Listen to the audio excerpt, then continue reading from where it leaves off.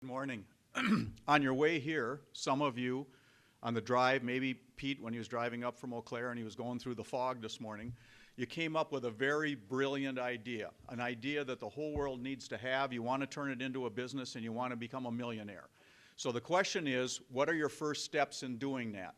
Well, in the old days, there would be a business incubator in town, and you'd go to the business incubator and you'd say, okay, help me get started. And generally, those business incubators would provide you an office, charge you rent. When you couldn't pay the rent anymore, they booted you out the door, and they went on and rented it to somebody else.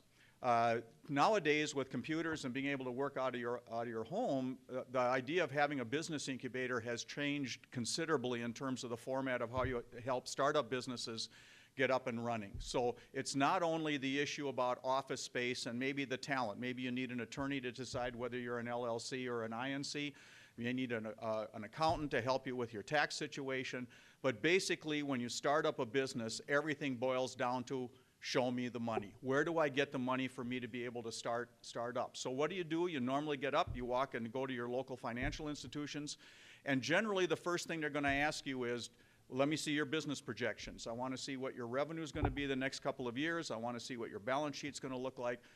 Hey, I just got out of the shower with this brilliant idea. How am I going to come up with the financial projections for doing this? So the money that you get in a startup situation, your startup funding generally has to come from sources other than the conventional sources that you would get money from.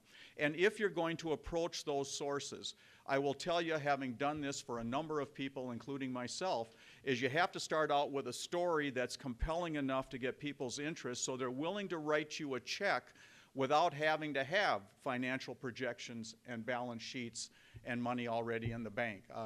I get my hair cut at a local barber. He has a sign over his chair that says, I'd be happy to take your check for $25 as long as you leave $50 in cash for me to hold in reserve until the check clears. So how do you go and tell the story? Well, there's some basic items that need to be involved in that story so that the people will have faith and trust in you to give you the money. So what are some of those ideas? How do you validate the need of what your product is? That's the first part of the story. Do you do market research? Do you go talk to your potential customers? Who is it that is wanting this item? Who's going to buy it from you? How do you know that there's a need out there for it?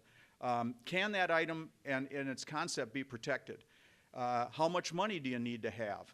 And what are you going to use the money for? So unlike a financial projection, you really just need to understand, I need this much money, this is what I'm going to use it for. But basically, if I'm going to approach you and ask you to put money into this business, there needs to be a compelling need as to why that customer is going to be willing to buy that product when the product comes to market. The last issue is going to be for anybody that puts money into a startup operation is going to be, how do I get my money back out again? And if they don't want to get your money back out again, then what you're ending up with is a partner. And so if you go down the path of getting money from family and friends, there's a third group. In a recent startup that we raised money for, it's family, friends, and fools.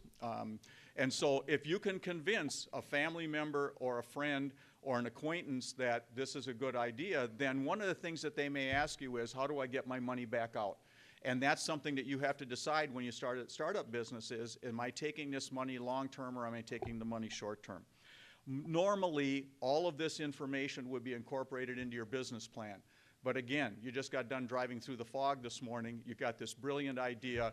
You don't have the projections. Chances are you're not creating a business plan to go along with it. So where do I go for the money? Well, start out with your family. And I have family members that have approached me for investment money and said, invest in this business. I had a brother-in-law one time that designed a really neat idea for an elevator. The problem was it went up, but it wouldn't come down. So a little bit difficult to sell that.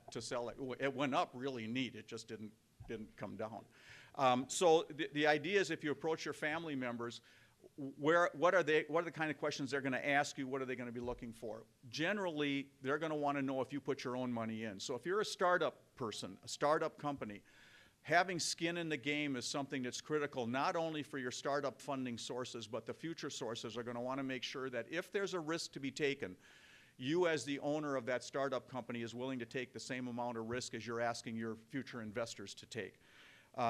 Friends, their questions may be a little different. Their questions may be more the idea of, am I going to get paid interest on my money? Am I giving this to you as a loan, or am I giving it to you as equity? If it's equity, how much of the company am I going to own? Am I going to be your partner? Am I going to be an active partner, or am I going to be a silent partner? I've been involved in partnerships. There's no such thing as a silent partner. Just caution to everybody. No such thing as a silent partner. Those two sources, families and friends, will get you some funding. They'll get you $10, $20. They may even get you $5,000. The real source today for startup funding comes from the people that you are eventually going to partner with. If you've designed a new product for the farm industry, then go look for farm people that understand what that product is, understand what the benefits of it are, and if it's truly valuable to them, you'll find them to be the easiest sources of capital. If you're designing a product that's going into the printing industry, go to people that are already in the printing industry. This will open up a number of doors for you. You may find out that instead of having to have full funding in order to start the whole company, maybe what you'll need is funding to be able to do the IP so that you can protect it and then be able to license it back to the partner that helped you raise the cash. And so what you end up doing is getting a revenue stream without literally having to run the business. So when you go to these, I call them interested third parties, when you go to an interested third party, again, you have to come back to the story. Why is this critical to their industry? Why is it beneficial? Why is somebody going to be willing to spend money for it? If you're looking at, we had a startup company here in New Richmond back about 3 or 4 years ago, and he had designed a handle for a compound bow for deer hunting. And the idea behind the handle was that it took away your ability for your hand to shake and therefore made your aim more accurate. The problem was that when he went to the sporting goods industry, he found out that, number one, there was already similar products out there. Number two, there wasn't a need for the product, and so the company never came to pass. Now, if he'd have gone and spent a lot of his money to design and produce that product and then gone to the marketplace that he was going to sell to, he would have had some difficulty in surviving.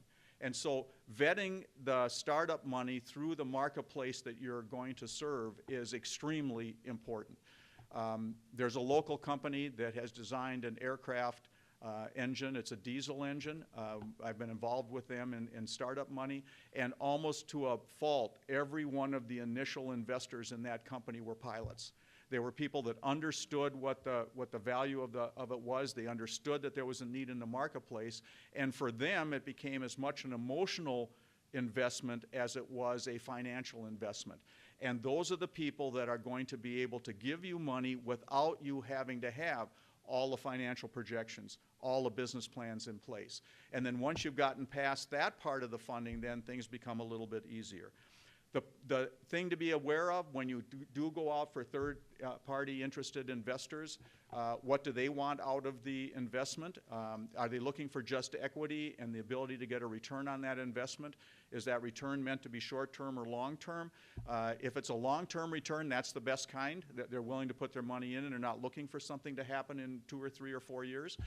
If it's a short-term return, then you have to seriously understand that there's an obligation when you take that money as a part of your startup operations that at some point there's a bill to be paid, and you need to understand how I'm going to fund that bill when it comes due. And then the question is, how do you reach those people? How do you reach those interested third-party people? As I said, find the industry you're going to sell your product into and go out and find the major players in that industry. In a company that I was involved with back a few years ago, we were selling products, over $20 million worth of products to Walmart. And so when we were looking for how to vet our product line and decide whether we invested in it, we went and we sat down with the Walmart buyer and we said, okay, here's what I've got. Will you buy this? And the minute that they said, yes, we'll take that, it was very easy to go back to our stockholders and have them invest into that product. So having that validation from the marketplace and having that ability to tell that story will end up getting you the money. So the rest of today is about all of the other sources for funding. I would like to mention that the NRADC in Richmond here does have an incubator process. It doesn't have an office. It has the talent pool and the sources of money to help companies get up and running. So if you know somebody that's interested in starting it, the Emerging Business Center, which is our incubator process in Richmond, is available. My business card is out with Janet in the front if you want to get a hold of me. That's all I've got for you. It's not the easiest money to get a hold of, but it's worth it, because without it, your dreams don't come true. Thank you.